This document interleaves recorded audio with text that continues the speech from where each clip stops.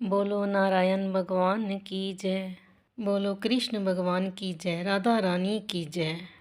मार्गशीर्ष मास कथा अध्याय 4। ये स्कंद पुराण के वैष्णव खंड के मार्गशीर्ष महात्म्य का चौथा अध्याय है।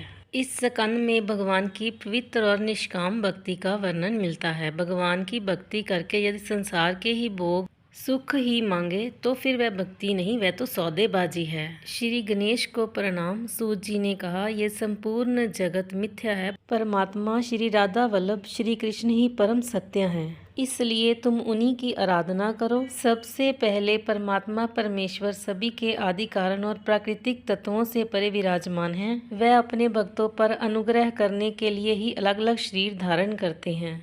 चलिए चौथा अध्याय शुरू करते हैं। बोलो श्री लक्ष्मी नारायण नमः।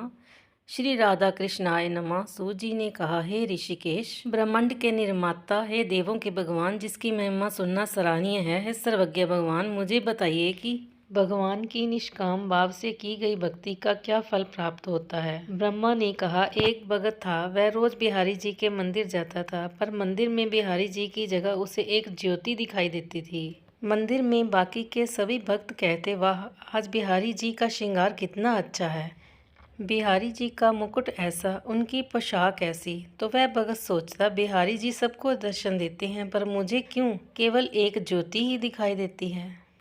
हर दिन ऐसा होता। एक दिन बिहारी जी से बोला, ऐसी क्या बात है कि आप सबको तो दर्शन देते हैं पर मुझे दिखाई नहीं देते। कल आपको मुझे दर्शन देना ही पड़ेगा। अगले दिन मंदिर गया, फिर बिहारी जी उसे ज्योत के रूप में दिखे।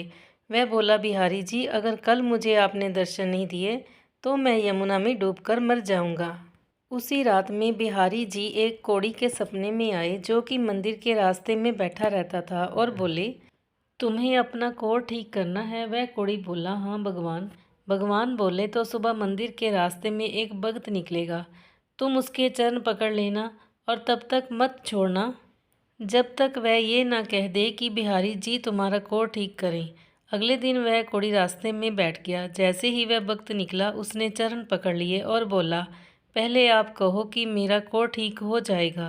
वह भगत बोला, मेरे कहने से क्या होगा, आप मेरे पैर छोड़ दीजिए। कोढ़ी बोला, जब तक आप ये नहीं कह देते कि बिहारी जी तुम्हारा कोढ़ ठीक करें, तब तक मैं आपके चरण नहीं छोड़ूंगा।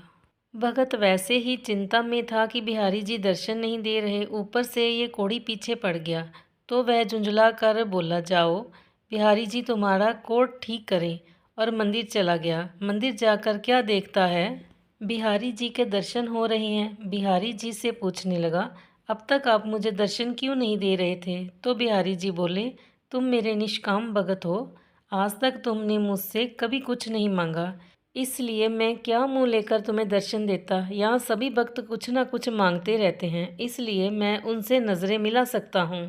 पर आज तुमने रास्ते में उस कोढ़ी से कहा कि बिहारी जी तुम्हारा कोढ़ ठीक कर दें, इसलिए मैं तुम्हें दर्शन देने आ गया। इसलिए भगवान से बिना कुछ मांगे निष्काम भक्ति करने से वे प्रसन्न होते हैं।